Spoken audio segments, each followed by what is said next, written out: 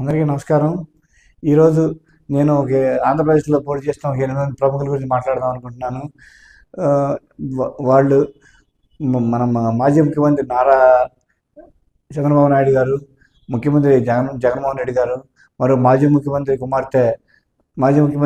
Doctor YS Rajasekhar కుమార్తె షర్మిల, అలాగే మరో మాజీ ముఖ్యమంత్రి ఈ ఎన్టీ రామారావు గారి కుమార్తె పురంధరేశ్వరి గారు, అలాగే వాళ్ళ కుమారుడు బాలకృష్ణ గారు, అలాగే చంద్రబాబు నాయుడు గారి కుమారుడు నారా లోకేష్, అలాగే మరో వ్యక్తి జనసేన అధినేత పవన్ కళ్యాణ్ గారు, అలాగే త్రిపుల్ ఆర్ అని ప్రసిద్ధి చెందిన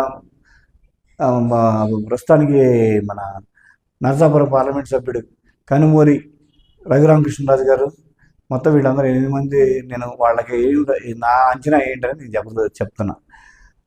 ఫస్ట్ మనం ముఖ్యమంత్రి వైఎస్ జగన్మోహన్ రెడ్డి గారికి వద్దాం. ఆయన పులివెందుల నుంచి ఈజీగా వెళ్తాడు. నేను అనుకుంటే 60,000 మేర వరకు రావచ్చు ఆయనకి. అలాగే వాళ్ళ చెల్లెలు వైఎస్ షర్మిల గారు కాంగ్రెస్ తరఫు నుంచి పోటీ చేసింది. ఆమె మంచి టైట్ ఫైట్ ఇచ్చింది. బహుశా నేను అనుకుంటా స్వల్ప ఆధిక్యంతో గెలవచ్చు, లేదంటే ఆమెను ఓడిపోవచ్చు. ఎందుకంటే మంచి టైట్ ఫైట్ ఇచ్చింది. అలాగే కుప్పం నుంచి శాసనసభ పోటీ చేసిన శ్రీ నారా చంద్రబాబు నాకు తెలిసి 50,000 నుంచి 60,000 మేరలోకి వస్తుందని నేను అంచనా వేస్తున్నాను. అలాగే జనసేన అధినేత పవన్ కళ్యాణ్ గారు, ఆయన గురించి ప్రత్యేకంగా చెప్పుకోవాలి. పాపం ఆయన అంతకుముందు చివరి ఎన్నికలు కూడా ఓడిపోయాడు. 2014లో టీడీపీ సపోర్ట్ చేసి పోటీ చేయలేదు. 2019లో 2 స్థానాల నుంచి ఓడిపోయాడు. అయితే ఆయన మీద బాగా ట్రోల్ అవుతున్నాడు. ఆయన ఈ మధ్య ట్రోల్ అవుతున్నాడు మెయిన్ పవన్ కళ్యాణ్ కూడా, అలాగే నారా లోకేష్ కూడా.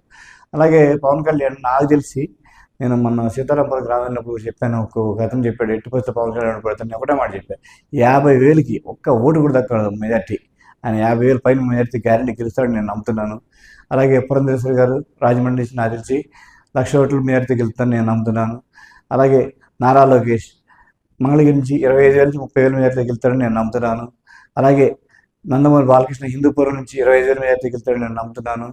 అలాగే త్రిపుల్ ఆర్ రఘురామకృష్ణరాజు గారు, ఆయన నాకు తెలిసి 20,000 పైన మెజార్టీతో గెలుస్తాడని నేను నమ్ముతున్నాను. ఎందుకంటే అక్కడ టీడీపీ రెబల్గా పోటీ చేసిన దండు శివరామరాజు, ఆయన 2 సార్లు ఎమ్మెల్యే, ఆయన గట్టి క్యాండిడేట్ పడ్డాడు కాబట్టి, ఆయన ఇండిపెండెంట్ పోటీ చేయడు కాబట్టి ఆయన కొంచెం మెజార్టీ తగ్గుతుంది అనుకుంటాను. గ్యారెంటీకి గెలుస్తాడు ఆయన కూడా, నా నమ్మకం ఇది.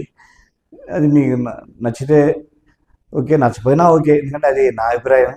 దయచేసి సబ్స్క్రైబ్ చేసుకుంటే మనం కొంచెం కొన్ని విషయాలు డిస్కస్ చేయండి. మీకు నచ్చితే సరే, నచ్చపోయినా కానీ పర్వాలేదు, మీకు కామెంట్ రూపం తెలియజేయండి, షేర్ చేయండి, కామెంట్ చేయండి, లైక్ చేయండి. నేను ఇది వ్యాపారం కోసం కాదు, నా అభిప్రాయాన్ని 10 మందికి మనం ఎట్లా ఫోన్లో మాట్లాడుకొని పంచుకునే కన్నా ఇట్లా పంచుకుంటే బాగుంటుందనే ఉద్దేశం తప్పితే, నాకు 100 మంది సబ్స్క్రైబ్ అయ్యి 100 మంది చూస్తూ ఉంటే సరదాగా రాజకీయం అనే కాదు, ఇంకే విషయాలైనా మాట్లాడుకుందాం, జనరల్ విషయాలు కూడా మాట్లాడుకోవచ్చు అనేది నా ఉద్దేశం. దయచేసి సబ్స్క్రైబ్ చేసుకోవాలని నేను అందరిని అడుగుతున్నాను.